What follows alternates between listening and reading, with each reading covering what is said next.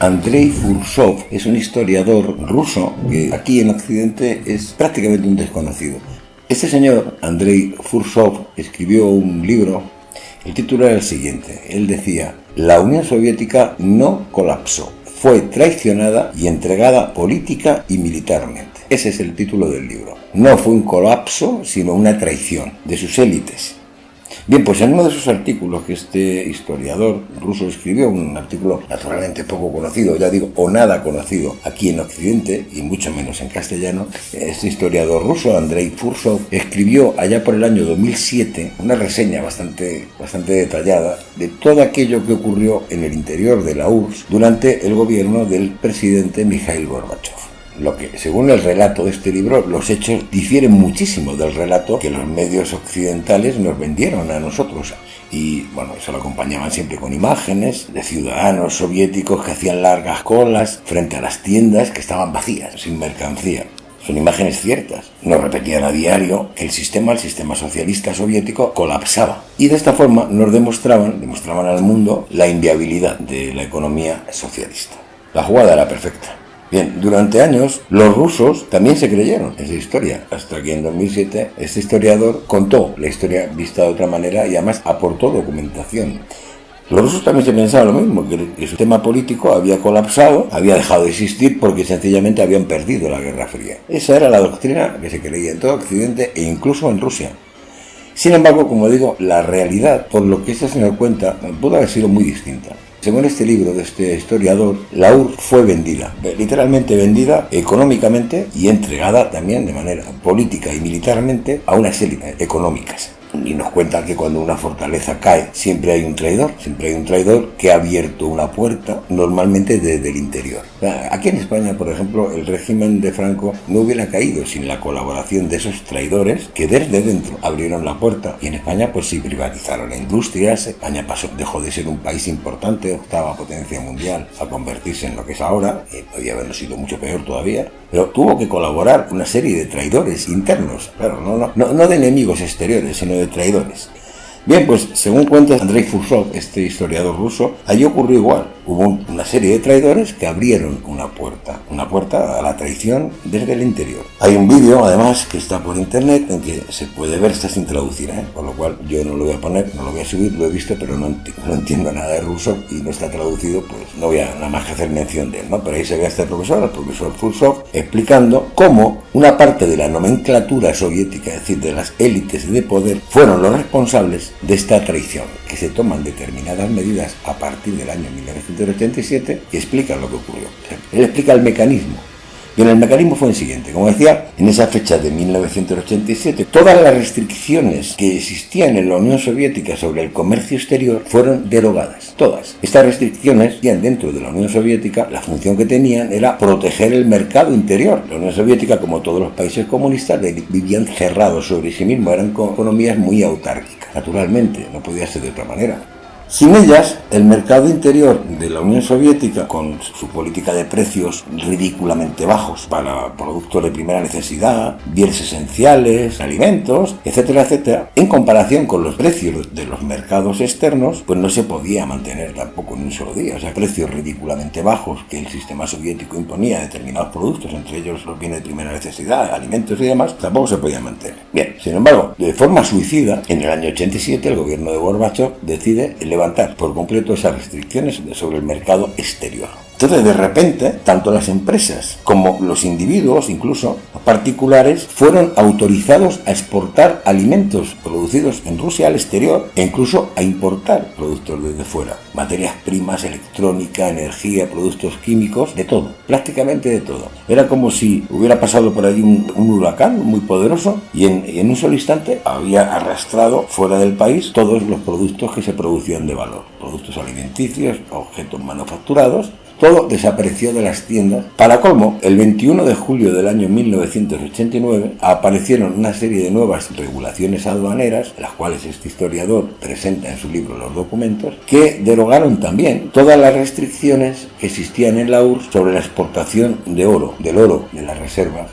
Entonces, el oro en cantidades inéditas. Hasta ese momento, las reservas de oro se vendieron primero al mercado interno y desde ahí se exportaron. Sigo leyendo el extracto de este libro. El periódico de los Komsomoles, ellos jóvenes de, como decir, la OGE de allí de Rusia, de la Unión Soviética, el Moscú de los Komsomoles, o algo así, la traducción sería, describió de esta forma, y lo textualmente lo encontré por internet, cómo era el mercado, por ejemplo, del oro y de las joyas. Y decían, pongo comillas, una brillante imagen de especulación desenfrenada, la cuota de ventas de la tesorería del Estado fue fijada más y más. Dice, es que la traducción es muy mala, porque la he intentado traducir con el traductor de Google directamente del ruso y no sale perfecto, pero bueno, a ver si se entiende.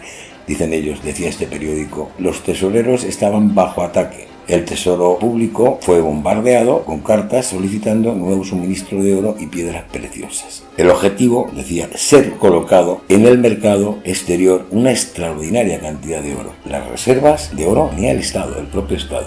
Se rompieron por completo todo el sistema de planificación económica, que funcionaba de una manera más o menos bien, pero a veces incluso caótica, ¿no? Por un lado, un organismo decía cuánta cantidad de pasta de dientes. Esto era algo que se contaba mucho. Había que producir para ese año y por otro lado otro organismo diseñaba qué cantidad de níquel había que fabricar. Pero como resulta que la pasta de dientes había que meterlo dentro de tubos que entonces se hacían de níquel, a veces los dos organismos, el que planificaba la producción de níquel y el que planificaba la producción de pasta de dientes, no se ponían de acuerdo, no se coordinaban correctamente y había más pasta de dientes fabricada que níquel disponible para fabricar tubos de pasta de dientes. Esos eran muchos de los graves problemas del exceso de planificación económica, ¿no? Pero aún así, a pesar de esos fallos, más o menos funcionaba la cosa. ¿Qué ocurre? Al liberalizarse los mercados y abrirse fronteras, las empresas empezaron a vender desde pasta de dientes hasta el níquel. Claro, llegaba un momento en que es que nada funcionaba y lo que se produjo fue desabastecimiento en las tiendas, claro, lógicamente. Sin embargo, contaba este señor que paralelamente a este fenómeno de desabastecimiento de bienes de primera necesidad, empezó a importarse por parte de unas élites bienes como, por ejemplo, langostas y mariscos. Es algo verdaderamente increíble, ¿no? Esto es lo que cuenta este hombre. Contaba precisamente esto, ¿no? Que allá en el Congreso de los Diputados de la URSS se llegó a producir tensos debates precisamente por la falta de pasta dental para la población, y cuenta que nunca se les ocurrió a los representantes del pueblo cuestionarse acerca de las causas que condujeron esa flagrante escasez tanto de pasta dental como tubos en los que introducir la pasta dental. Simplemente decidieron comprar al extranjero 60 millones de dólares en pasta dental. O sea, empezaron a tomar decisiones absolutamente absurdas que continuaron empobreciendo la economía soviética.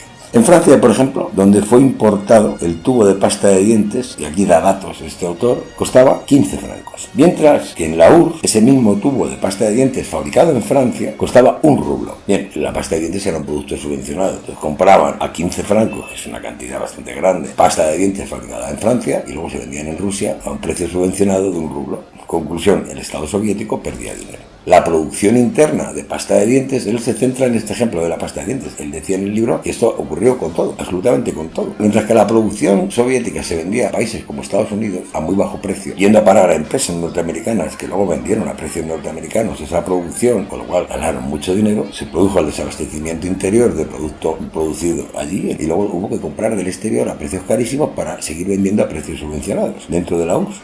En poco tiempo lo que fue ocurriendo es que esas mismas élites que estaban autorizadas a vender al exterior, según recibían esta producción en la Unión Soviética, ellas mismas luego lo vendían a otros países dentro de su área, como por ejemplo Polonia, y da detalles. Yo digo que él se centra en este ejemplo de la tubo de pasta de dientes. Dice que ocurrió exactamente lo mismo con el resto de los productores de primera necesidad. Con lo cual, al final, a la siguiente tanda, para recuperar fondos, volvían a exportar a otros países para recuperar un poco de dinero a países como Polonia. Conclusión, en la Unión Soviética no había tubos de pasta de dientes en las tiendas. También pone luego otros ejemplos, por ejemplo, de la tela para hacer camisas o para hacer trajes.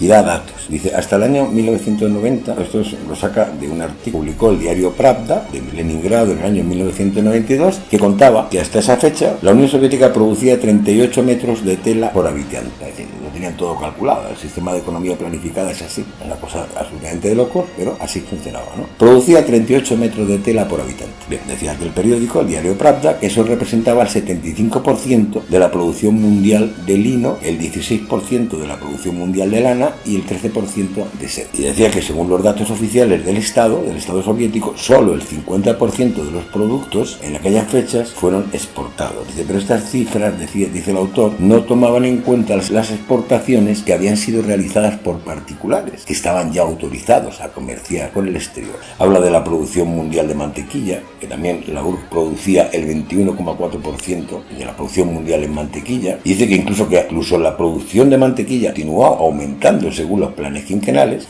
A causa de la apertura de comercios según las exportaciones, la mantequilla se exportaba al exterior y se produjo desabastecimiento de mantequilla en las tiendas soviéticas. El romper las fronteras, el romper las barreras aduaneras que protegían aquella economía soviética que era distinta a la economía mundial capitalista. Claro, un sistema intervenido como ese, en una nación grande como aquello puede funcionar. Ahora, si romper las fronteras es el desastre. Eso lo cuento un poco por lo que ocurre en Europa. No es que Europa sea la URSS, pero en cierto modo nos está ocurriendo algo parecido, ¿no?